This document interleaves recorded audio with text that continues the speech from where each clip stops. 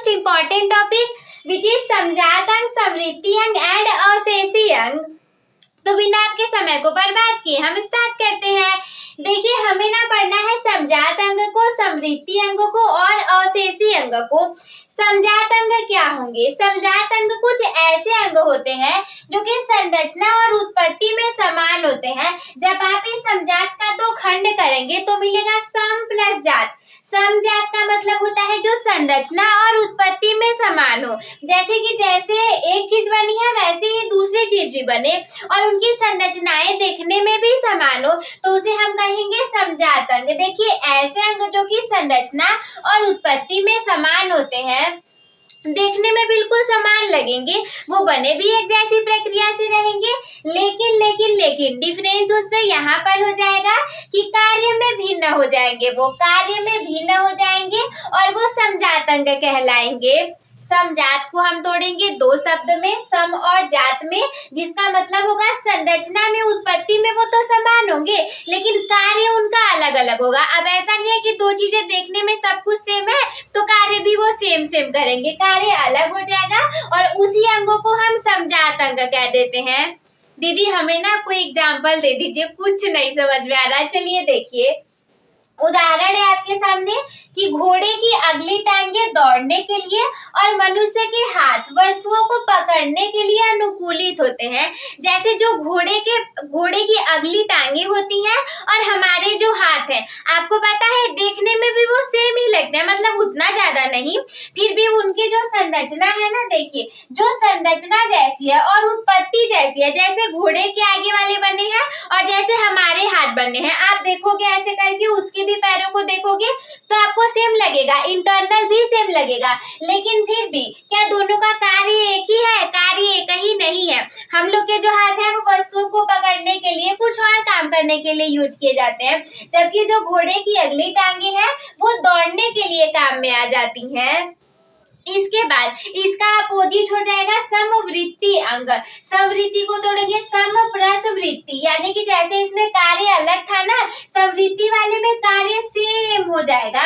ऐसे अंग जो कि संरचना और उत्पत्ति में अलग अलग होंगे, संरचना उनकी अलग होगी, उत्पत्ति भी अलग अलग होगी, लेकिन कार्य में समान हो जाएंगे, उसे हम कहेंगे समवृत्ति अंग।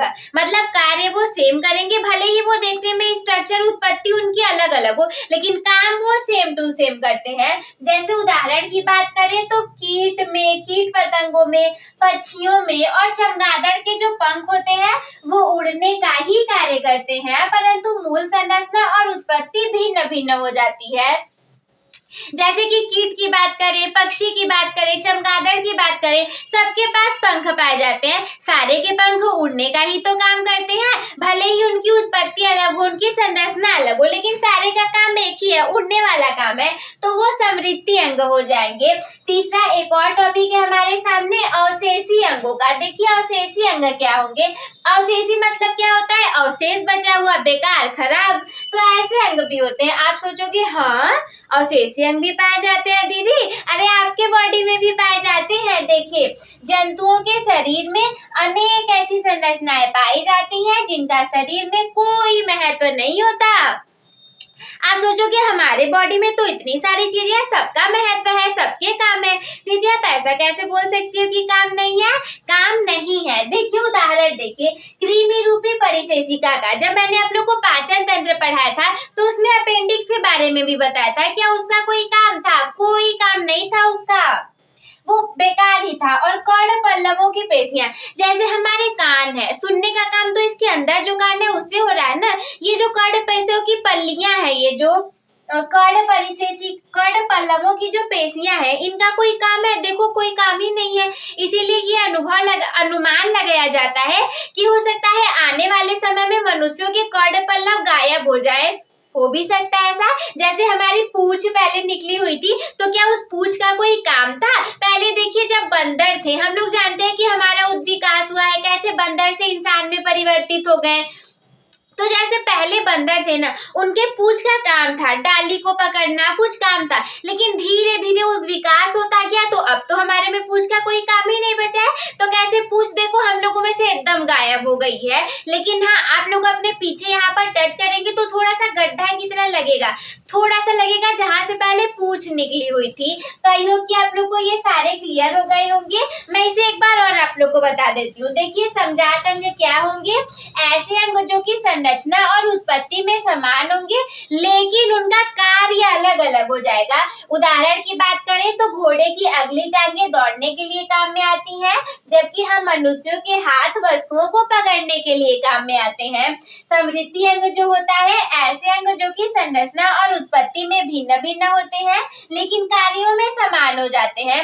कार्य सेम होगा तो समृद्धि अंग, और संरचना उत्पत्ति सेम होगी तो समजात अंग।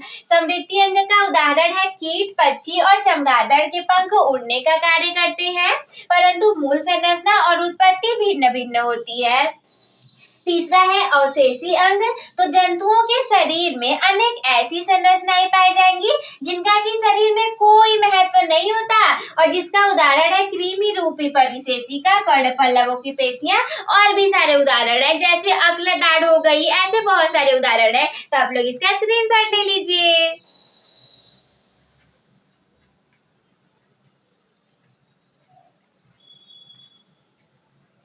So I hope my dear friend that you all will be able to understood all these things.